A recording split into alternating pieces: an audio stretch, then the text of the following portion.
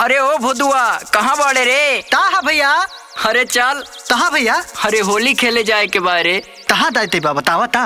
अरे चल ना बतावा तानी। कहाँ दायते बा? भाग सारे चल, हमारा माल के ससुराल नु जाए के बा। अच्छा ऐठे बोला ना, तला तला।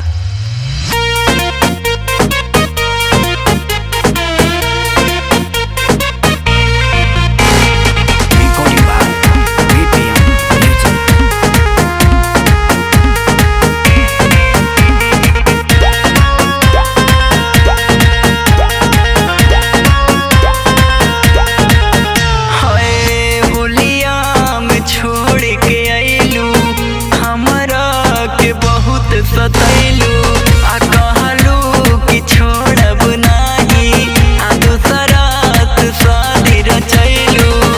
तोहरा के खोजत खोजत आ गइनी तोहरा दुआरी। लेला पितताली। भाग साले, ऐसे बेचल जाला? लेला पिचकारी लेला पिचकारी।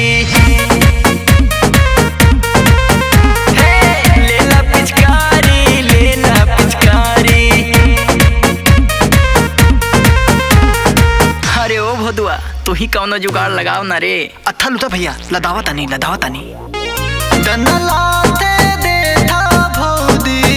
होली में बहलवा हो,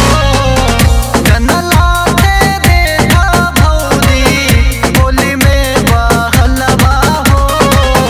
लंड बेते आइल बाते तो हल्ला भलवा हो। लंड बेते भैया भात तले हाथे बाला मोत दंडा लेते आवतनी लो। हाँ चल भाग चल। होली